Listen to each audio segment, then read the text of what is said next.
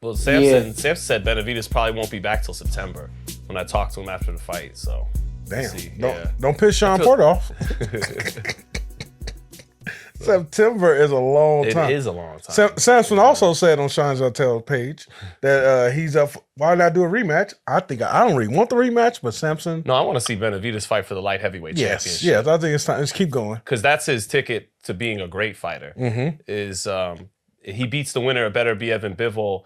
He is, with or without ever landing a Canelo fight, a great fighter in his own right. So that's the next step I want to see. I love what he's doing right now is he's writing his own path, with or without Canelo. Baby, I'm doing my thing. This fight was a statement. This was the fight most fighters just won't take. The definition of the high risk, low reward fight. And he could have settled for fighting Jesse Hart on the undercard, but he showed big balls and prevailed. And I think he's being rewarded by that with the fans. That fight was. I'm a hot take. That fight last night was better than a Canelo Benavidez. Hot take. It was a good ass fight. It was. Every round was. I would have to see Canelo Benavidez. Canelo Benavidez could even one up this fight. I can't see Canelo fighting that much. Canelo's not going to move as much as Morrell. Yeah. They're going to stay in the pocket and throw heat. And Canelo's going to feel like I can knock you out, and Benavidez is going to feel like I can knock you out.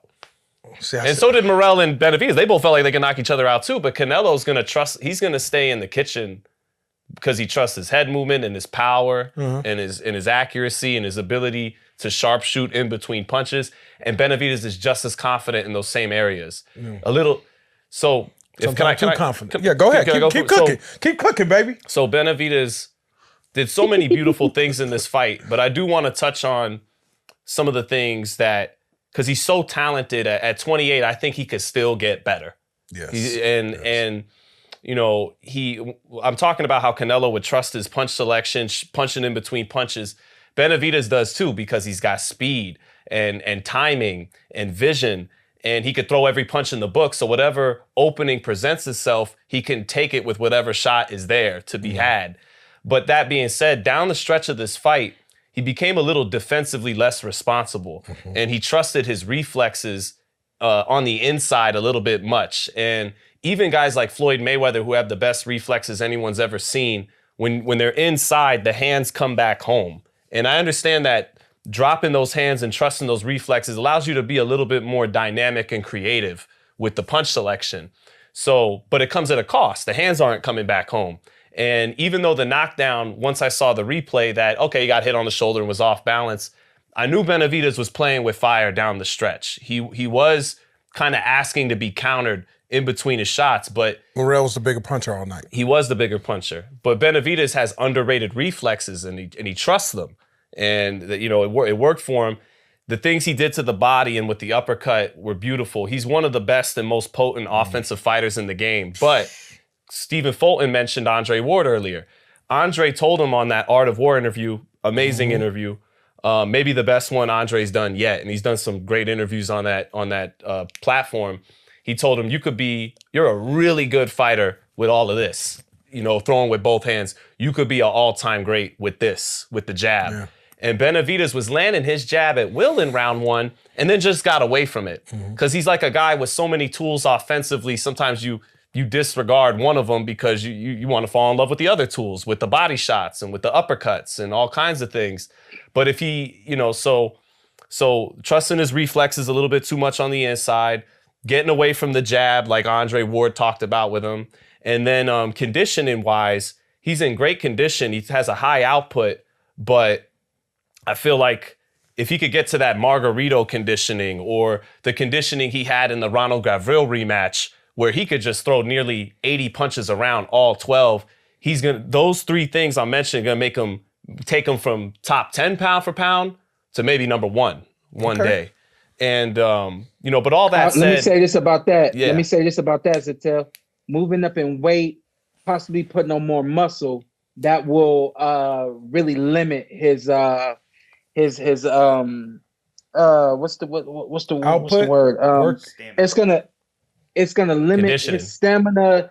I want to use a better term. Basically, the oxygen that his muscles would need to continue to produce that kind of work rate is even more. So it's like essentially he's going to have to do even more of what he's done, gaining weight, going up another weight class in order to kind of to have that kind of output. So we're really not looking at him being an 80 punch kind of fighter anymore. We could see him still being a 50 to 60 punch man though. Gotcha. Yeah, and he even switched southpaw on the inside a few times beautifully.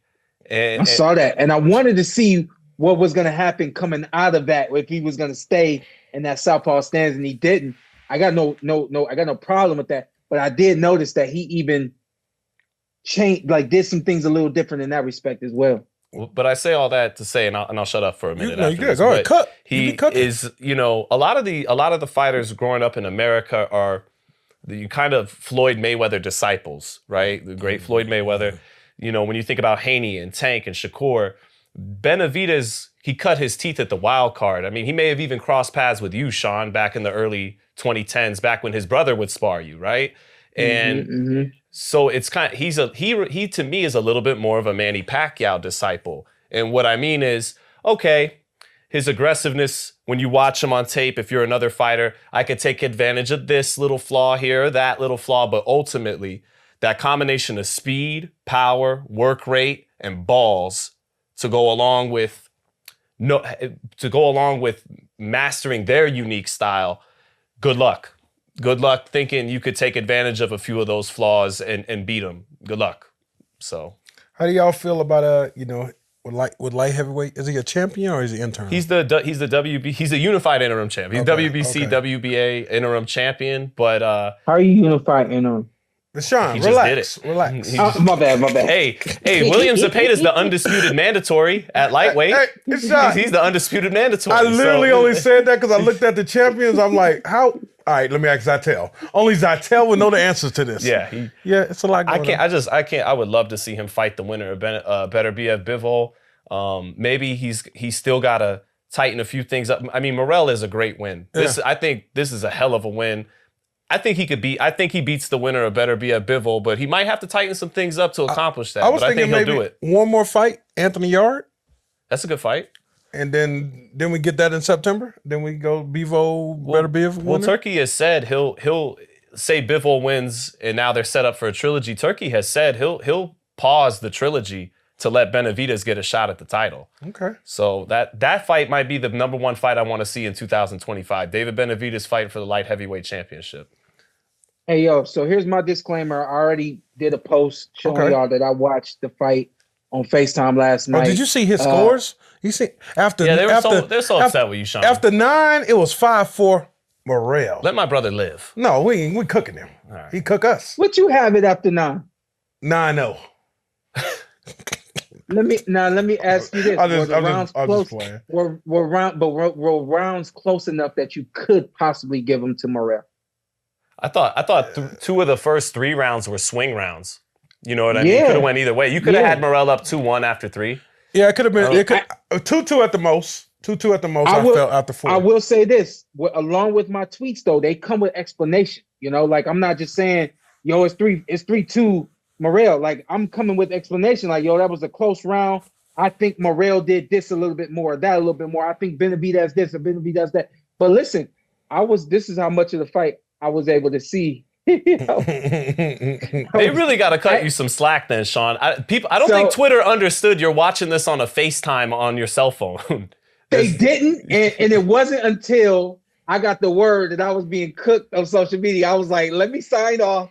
And let me let everybody know. Let me send a screenshot that I'm watching it on FaceTime. But listen, all that being said, I still have not been able to watch the fight yet. I will watch it in its totality when I get home. And I'll try to give a little bit more to it this coming week when we do the podcast episode. But this is what I will say about the fight. A little bit like Brandon Figueroa, I felt like David Morrell didn't utilize some of his gifts and some of the things that he can do to the best of his ability. And the same thing with both them guys. We already know that Brandon Figueroa doesn't really use a southpaw style to the advantage of trying to set up the angles and things like that. David Morrell has the ability to do that. And I thought that he was going to box more, set up the left hand more. I thought he was going to pivot and step around more. be quicker and things like that. He didn't do those things. And I thought that he really limited himself a lot through the night by trying to just stay here and cover up against Benavidez. He broke himself down, or, he allowed himself to be broken down, and David Benavidez did the rest. That's the most that I could say about this fight today. But, man, I thought it was a banger. I thought it was exciting round after round. Interesting thing, too, the round where they had the exchange and David Morrell got the better of the exchange. They caught each other.